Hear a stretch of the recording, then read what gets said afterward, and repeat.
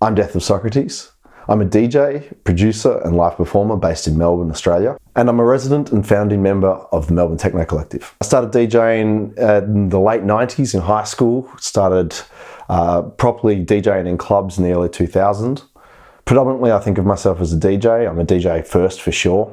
And you probably see that come through in my live show. I think the DJ sensibilities and years of performing in clubs has really informed my style as a live performer. I started performing live in late 2022 and my setup consists of a TR8s, Roland TR8s drum machine, which is the center of the setup. And originally I was performing with an Elektron Analog 4 as well as a Moog DFAM and Moog subharmonicon. Before I started with that setup, my original setup was going to be a very electron heavy setup with a machine drum and the Analog 4 taking center stage. But as I sort of got closer to being ready to play live, I realized that playing pre-programmed patterns that I'd created ahead of time just didn't feel right. I think, I would never, as a DJ, play a pre-programmed set, and I sort of realized as I was getting closer to being able to debut my live show that it just didn't feel right to me. So I binned that whole live set and I decided that I wanted to have a largely improvised setup. So the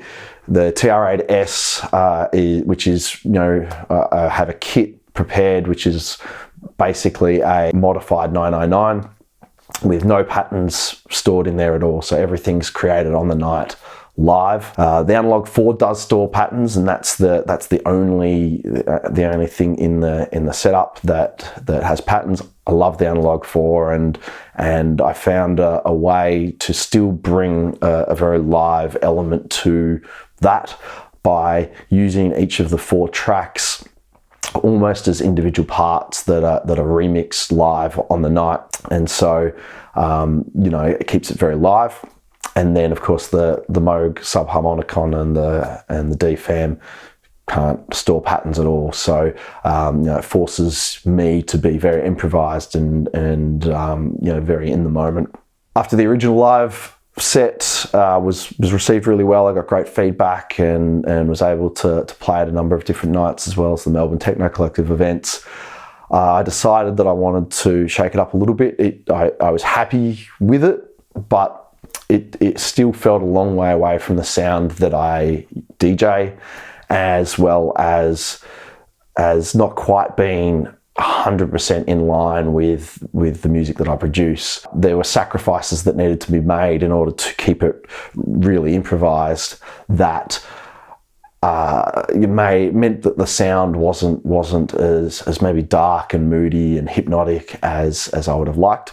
I also loved playing with the Analog 4, but found that as much as I love it, and I think it's a wonderful synth, it has a particular sound. It's very analog, which is great, but I wanted something that I could that had a very different sound that would complement that analog sound of the Analog 4. I wanted a more digital, gritty sort of sound to go against that. I decided to swap out the subharmonicon for a modular rig, which I've been building since last I performed live, trying to really blend what I loved about the Analog 4, which was the 4 voices and the way that you could mix in and out of each of those 4 voices and blend things live, with what I loved about largely the DFAM, which was that improvised, in the moment, very live. I wasn't 100% sure what was going to come out of it at any time, and so that's what I set out to do with the modular. And I've landed on what is more or less a 4-voice, very digital, lots of wave shaping and complex oscillators and digital oscillators with filters, lots of modulation, and some a sequencing approach that lends itself really well to improvisation. Okay, so as I said, the heart of the setup is the TR8s. This is where all the percussion comes from. It's basically just a 909 kit with, I've swapped out a few of the low toms, or through a few of the toms actually, to make room for an extra kick drum. I've got a shaker replacing the cowbell, and other than that, there's a little bit of processing on it, but it's a 909 kit. The second kick drum that I added is an 808 kick, which gives me, some nice, that nice sort of rounded 808 style drum.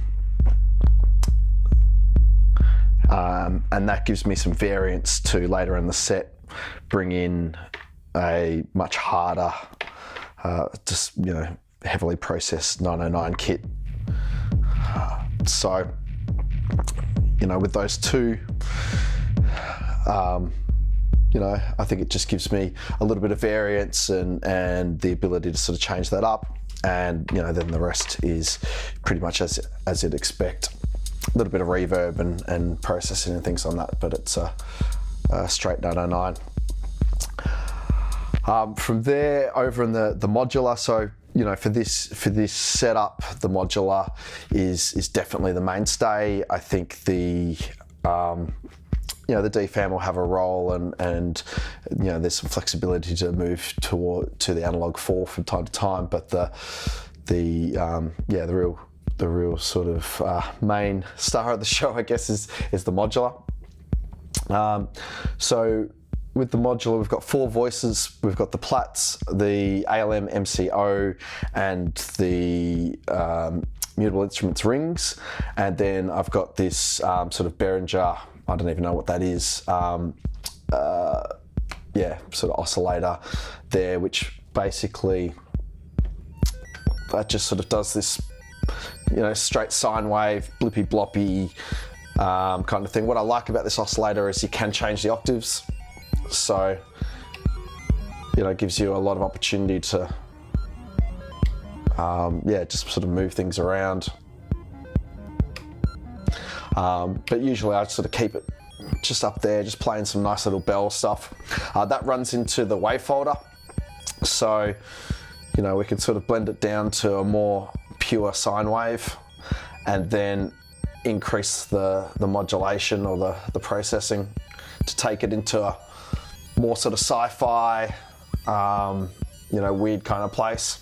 And then that runs into the Erica Synths dual effects as well. So if I want to really sort of amp things up a little bit, I've just got this sort of delay. It's like a short delay, just adds a little bit to it. It's subtle, I guess, but just adds a little bit to it, and then we can bring it back down into more pure territory again. So that just does its thing. Oops. And then we've got the MCO. So the MCO is, there's no sequencer at all. Well, the sequencer is this LFO from the Behringer Four LFO. So that just sort of does this really nice pitch shifting. It's slightly out of time, so you can sort of hear it with the kick drum. It just sort of does its own little meandering thing. I think it really adds to the hypnotic effect. And then the beautiful thing about the MCO is you can cycle through the waves. So sort of down here, you've got the sort of square wave, bassy sound, and then I almost sort of use it a little bit like a filter. So there's these sort of lower bassy sounds that can just add in the background, but then if you want to make it more present, you can sort of bring it up and scrub through those waves and really get into that sort of spacey territory.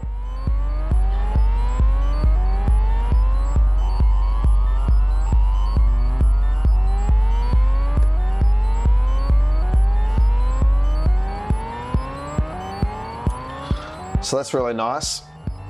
And then if we want to, you can go all the way to the left. It starts turning into sort of noise. So you can get some real white noise sort of, if we want to go there. You know, and you can find those sort of sweet spots.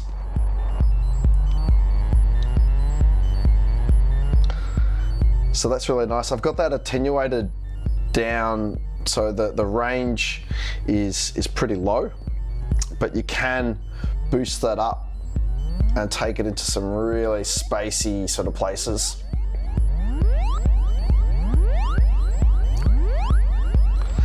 And then if you change the speed, you can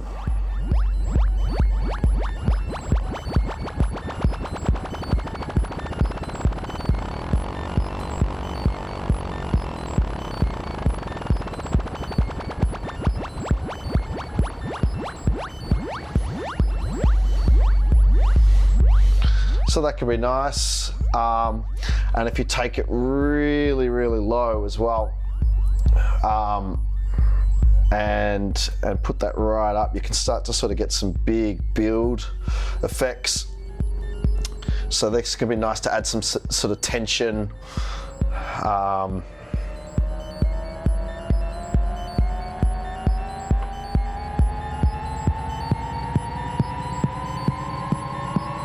And it just sort of goes for days. It just keeps building and building and building.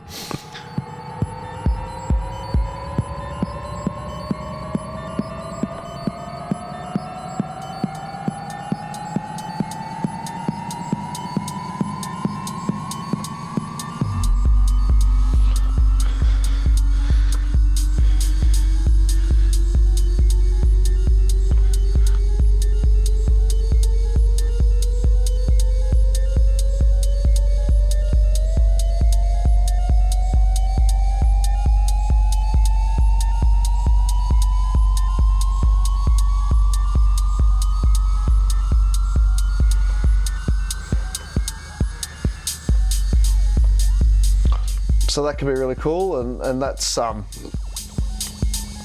know, I always really like that. I think it does some really cool things.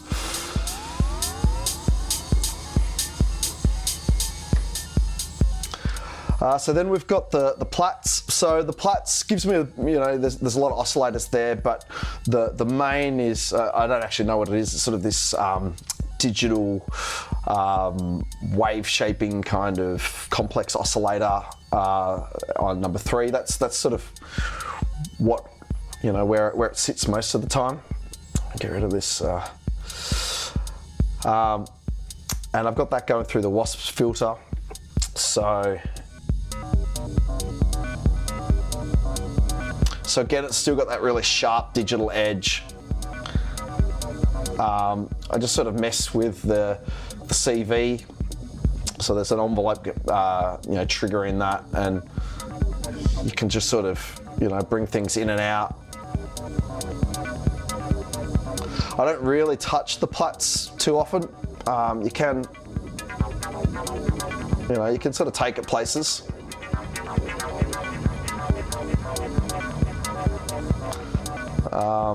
But I generally sort of leave it where it is and just use the Wasp filter to bring it in and out. What I love about the Wasp is, you know, you've got the CV2 that you can attenuate, and that takes it to some really lovely places. But then you can also have a second CV in. So I've got just an LFO running into that, which, you know, if I want to use my hands to do something else, then I can, you know, just blend that in, and you can find those sort of balance between the two CVs, which will just filter up and filter down, and, you know, it gives it some really nice, I don't know, just sort of mood and transition and movement. So it just, yeah, subtly sort of moves in and out. And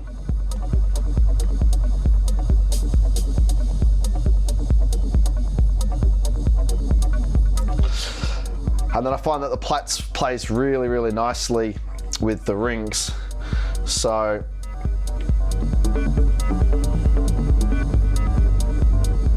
I often leave the rings just plain. If you move the brightness right down, it's almost undetectable. So, but you can just sort of bring it in from time to time. If you give it a little bit of room with the plaits.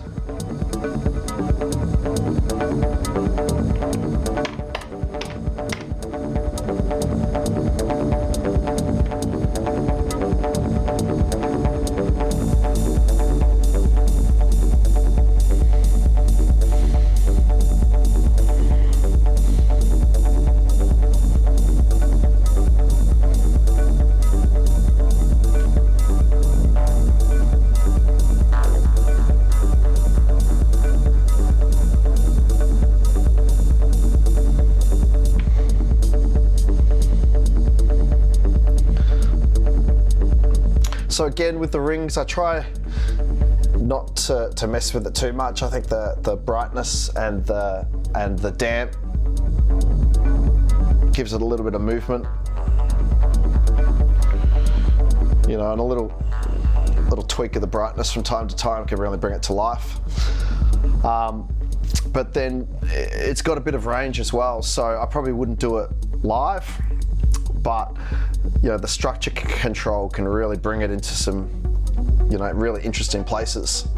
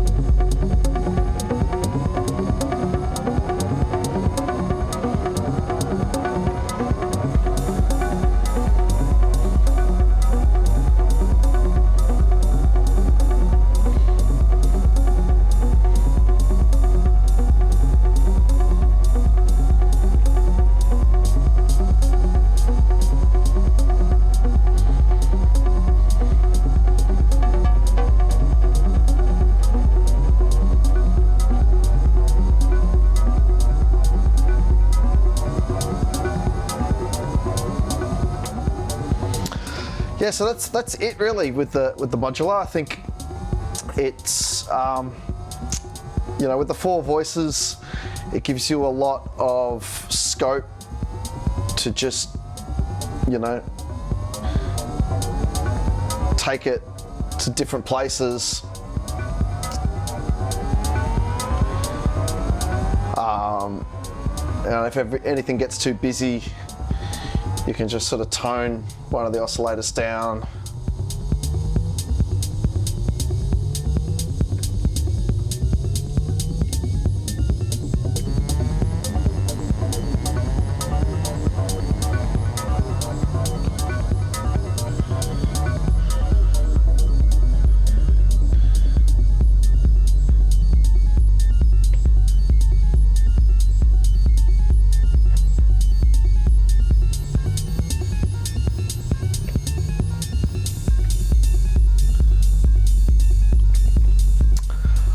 So I think there's a lot that you can do just with the modular.